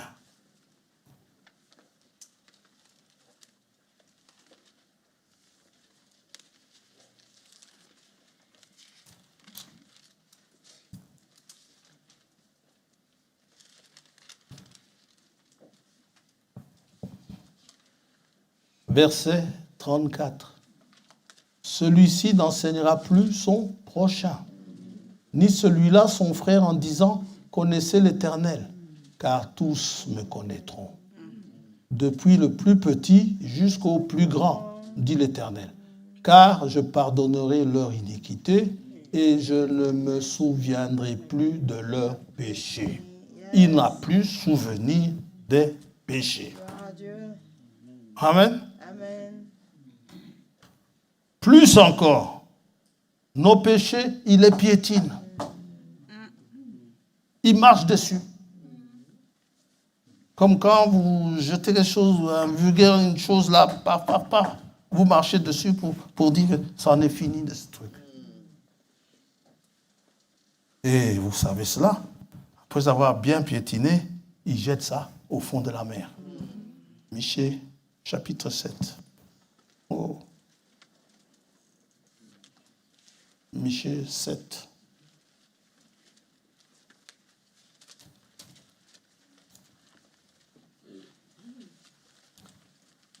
Verset 18. Quel Dieu est semblable à toi, qui pardonne l'iniquité, qui oublie les péchés du reste de ton héritage. Il ne garde pas sa colère à toujours, car il prend plaisir à la miséricorde. Amen. Il prend plaisir à ça. Amen. Il aura encore compassion de nous. Il mettra sous ses pieds, il les piétine, nos iniquités. Tu jetteras au fond de la mer tous leurs péchés. Il témoignera de la fidélité à Jacob, de la bonté à Abraham, comme tu l'as juré à nos pères au jour d'autrefois. Dieu aime tellement pardonner que même quand vous êtes coupable, il vous appelle. Amen. Il vous appelle, il dit venez, venez et plaidons. Dieu est prêt à plaider avec le coupable. Venez, plaidons. Eh, mais Seigneur, j'ai péché. Viens quand même. Tu as péché. Si ton péché est rouge comme le cramoisi, viens. Amen. N'aie pas peur. S'il est écarlate, viens. Viens. Qu'est-ce que tu as fait? Mais les hommes ont rejeté. Viens, plaidons. On va plaider ensemble. Ah, Ésaïe chapitre 1er. Plaidons. Dieu vous appelle à plaider. Moi, c'est simple. Je plaide au coupable.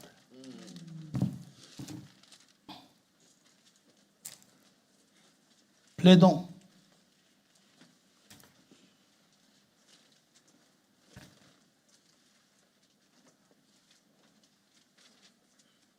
Et ils ont fait des choses. Hein. Écoutez ce qu'ils ont fait. On a encore 5 minutes. On peut le lire. Écoutez la parole de l'Éternel, chef de Sodome.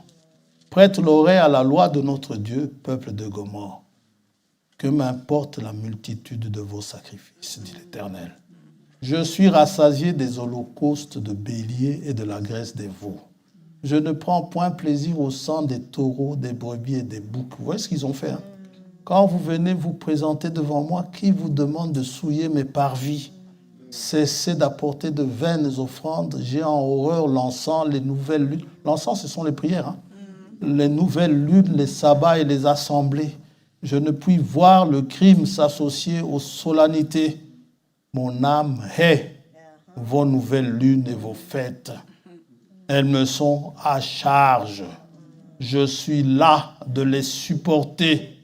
Quand vous étendez vos mains, je détourne de vous mes yeux. Quand vous multipliez les prières, je n'écoute pas. J'en ai marre. Si on doit dire cela en langage humain. Vos mains sont pleines de sang. Lavez-vous. Purifiez-vous. ôtez de devant mes yeux la méchanceté de vos actions. Cessez de faire le mal. Apprenez à faire le bien. Recherchez la justice. Protégez l'opprimé. Faites droit à l'orphelin. Défendez la veuve. Bon, maintenant, après avoir dit tout ça, eh bien, il dit, venez et plaidons. Après tout ça, après mes nouvelles lunes et mes fêtes qui te sont à charge, après mes mains que j'étends, que tu détournes tes yeux, et ainsi de suite. Tu m'appelles comme, viens, venez et plaidons, dit l'Éternel. Si vos péchés sont comme le cramoisi, ils deviendront blancs comme la neige. S'ils sont rouges comme la pourpre, ils deviendront comme la lune, comme la laine, pardon. Si vous avez de la bonne volonté, si vous êtes docile, vous mangerez les meilleures productions du pays. C'est un Dieu qui pardonne, vraiment. Mais je voudrais vous poser la question ce matin. Je me la suis posée ce matin moi-même. Est-ce que vous comprenez le bonheur de David? Amen. Quand David dit « Heureux l'homme » dont le péché est pardonné. Amen. La transgression est remise. Il est heureux cet homme-là. Amen. Alors, vous comprenez le bonheur du chrétien. Amen. Vous comprenez le bonheur du pécheur. Lorsque Dieu le sauve, il le sauve, ce Dieu saint le sauve des choses que même les hommes peut-être ne lui auraient jamais pardonnées. Mais le Dieu de miséricorde, il est prêt à vous accueillir. Amen. Et il est prêt à vous rendre irréprochable. Amen. Quelqu'un viendra avec ses maléfices disant, celui-là il a fait ci, il a fait ça, il a fait ci, il a fait ça. Ça ne marchera pas parce que c'est un Dieu qui aime pardonner. Amen. Et si vous avez demandé pardon, c'est une erreur que beaucoup commettent souvent. Ce sera le mot de la fin. Maintenant, quand vous tombez dans l'épreuve et que ça ne va pas, ça chauffe, ne revenez pas toujours sur les fautes auxquelles vous avez demandé pardon à Dieu. Ayez foi que Dieu vous a pardonné. Quand vous lui avez demandé, n'est-ce pas, pardon, Dieu vous a pardonné. Amen. Vous avez senti ce poids-là, vous vous êtes enlevé, et puis quelques années plus tard, vous attrapez un problème, une maladie ou quelque chose de ce genre, ne revenez toujours pas. Ah, c'est peut-être parce que j'avais... Non! Dieu vous a pardonné. Ne revenez pas pas sur ça. Si vous tombez malade ou si vous avez autre chose, s'il y a autre chose, je n'en sais rien, c'est que Dieu veut vous éprouver. Amen. C'est que Dieu veut que vous passiez par là. Certains par les eaux, d'autres par le sang, n'est-ce pas? C'est comme cela que ça marche. Ce péché-là est pardonné. Amen. Ne revenez plus tout le temps sur ce même péché que vous aviez commis il y a 30 ans et dont vous vous êtes repenti. C'est fini. Amen. Vous êtes libre. Amen. Vous êtes clean. Amen. Blanc comme la neige. Yes. Oh, il n'y a pas un beau cantique qu'on peut chanter là. Et puis, amen. Celui qui aura besoin de prière, nous prierons pour lui. Noah, viens. Tu n'as pas un cantique? Quelqu'un en a un? Le premier titre qui viendra, nous le chantons. Le numéro 120, dans la deuxième partie. Il dit le premier. Numéro 120. 120 dans la deuxième partie du phare bleu. Voilà, tu peux prendre ton micro.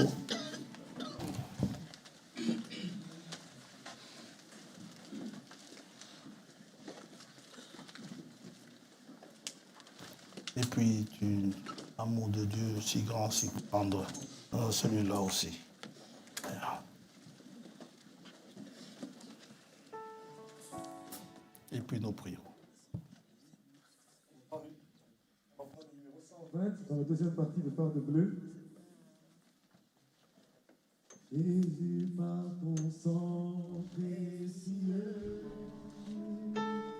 enlève mon iniquité.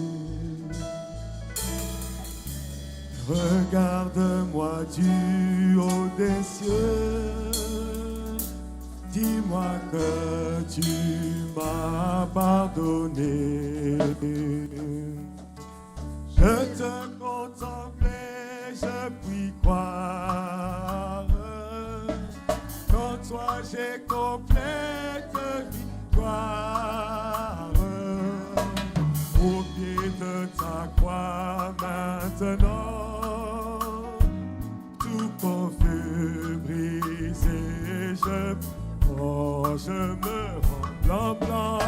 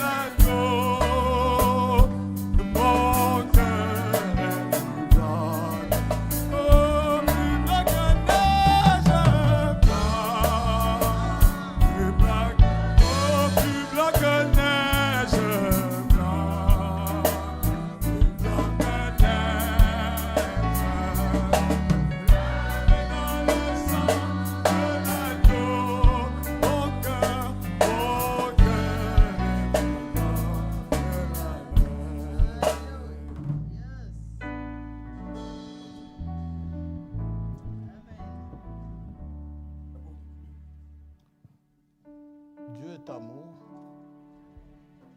Et c'est à cause de lui-même, comme il dit, qu'il nous pardonne. Il ne nous pardonne pas parce que nous sommes bons ou quelque chose de ce genre, mais il nous pardonne tout simplement. Cherche-le.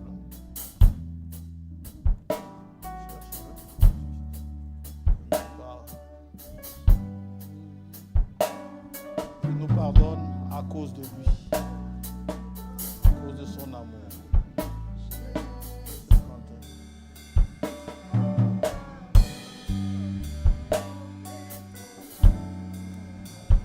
Je ne sais pas combien c'est.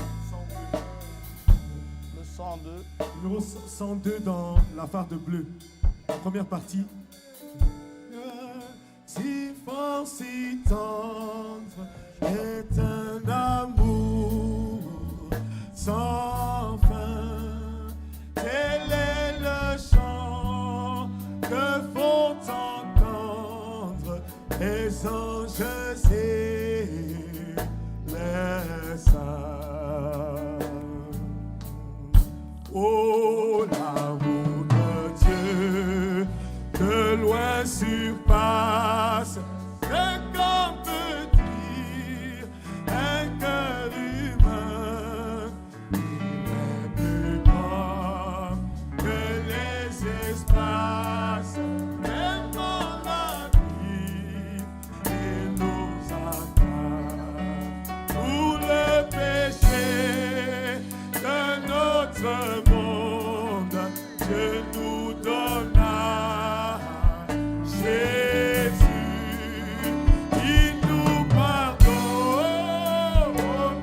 au fond, il sauve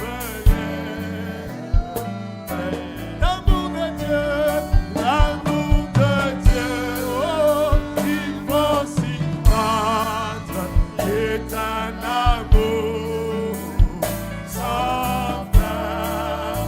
Quel est le chant que font entendre les anges et les saints?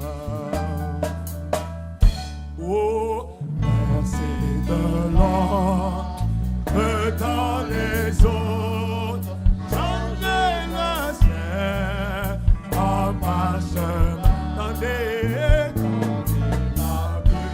oh, à tout le monde et que chacun soit vous dire tout, l'amour du Père me réparer et remplirait la place entière sur ce divan. Oh, l'amour de Dieu, si fort, si tendre, est un amour sans fin. Quel est le chant que font entendre les anges et les saints?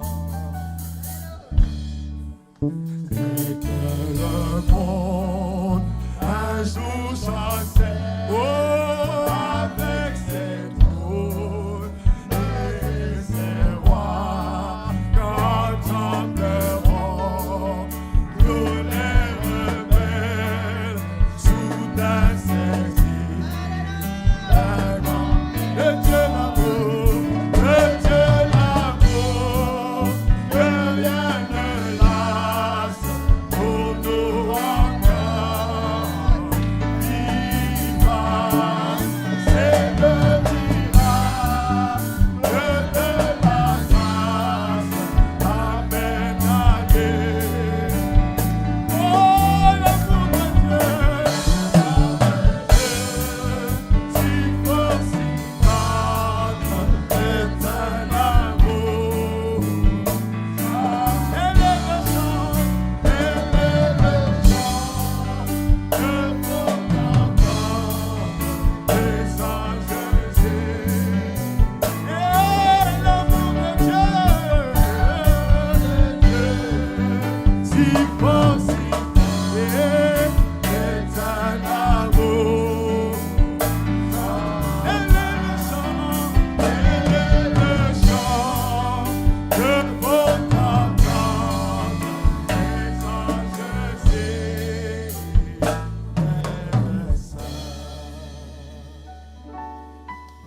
vous aime.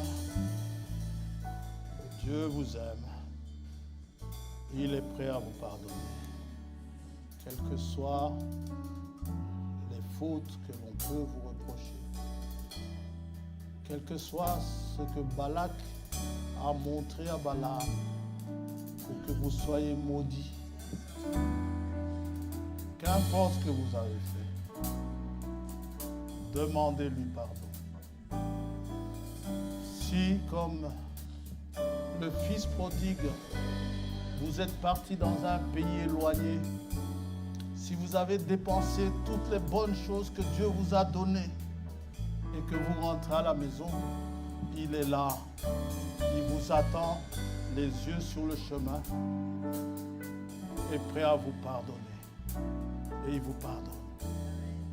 Si quelqu'un a le cœur lourd pour certaines fautes dont il ne se sent toujours pas libéré, on est prêt à prier pour lui. Lui demander, lui dire que Dieu pardonne, même si c'est rouge comme le cramoisi. Qu'importe l'état dans lequel se trouve, c'est un Dieu de pardon.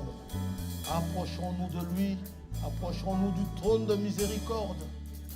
Et une fois que Dieu vous a pardonné, peut-être vous vous en souviendrez encore. Et si vous vous en souvenez, chassez ça de votre esprit. Dieu a oublié, ne lui rappelez pas. Il n'a pas besoin de vous rappeler. Mais ce que nous avons à faire, c'est lui demander pardon maintenant. Demander pardon aussi à ceux que nous avons pensés. Et si on nous demande pardon, que nous pardonnions également, comme Dieu pardonne.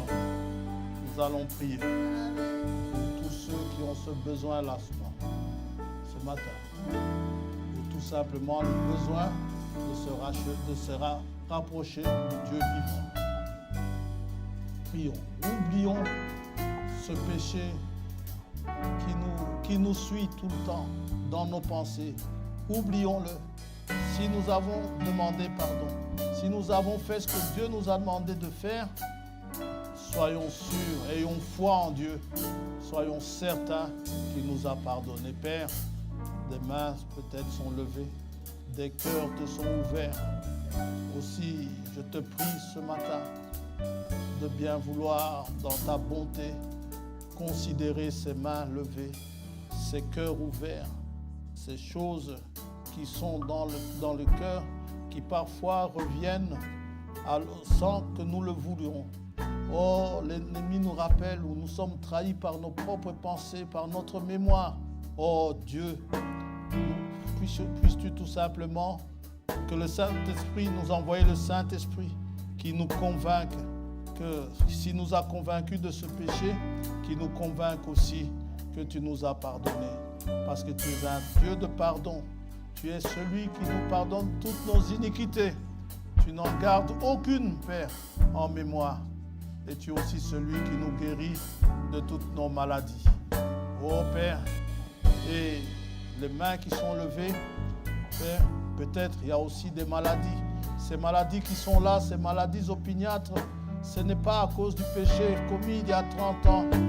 Tout simplement que nous puissions voir la gloire de Dieu. Tu l'as dit à propos de Lazare. Cette maladie, c'est afin que nous puissions voir la gloire de Dieu. Je te les remets entre tes mains, Seigneur. Que tu les bénisses. Que, oh Dieu, que tu leur pardonnes. Que tu les libères.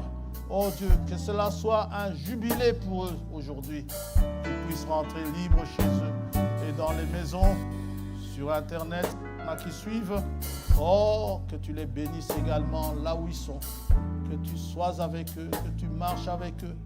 Et pour la consolation dont ton peuple a besoin, que tu les consoles. Que tu soutiennes les affligés. Oh, les opprimés. Que tout cela soit sous ton contrôle. Qu'ils marchent avec toi et que toute leur vie soit une louange à ton glorieux nom. Sois béni, Seigneur. Sois loué. Au nom merveilleux, au nom tout suffisant de notre Seigneur et Sauveur Jésus-Christ. Nous t'avons prié. Amen.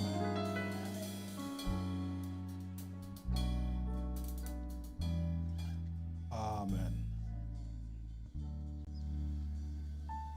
Dieu vous bénisse. Pour ce qui est du deuil chez Frère Pépin,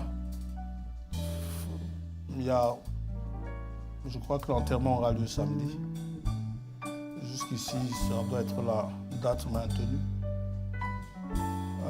Frère Tomo m'a dit qu'il y a déjà un programme pour les visites au funérarium, ainsi que l'adresse.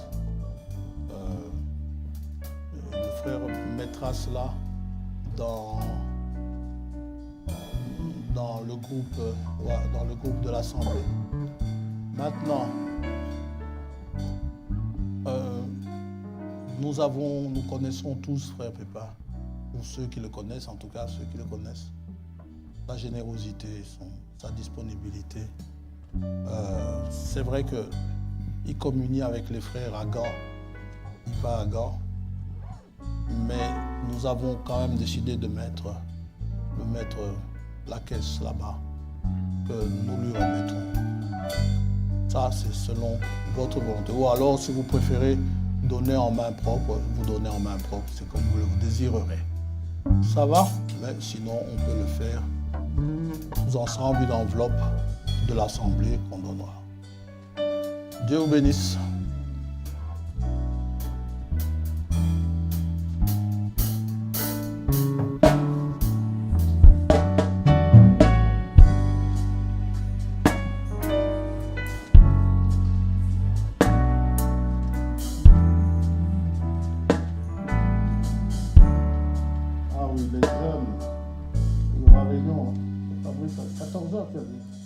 À 14h, samedi.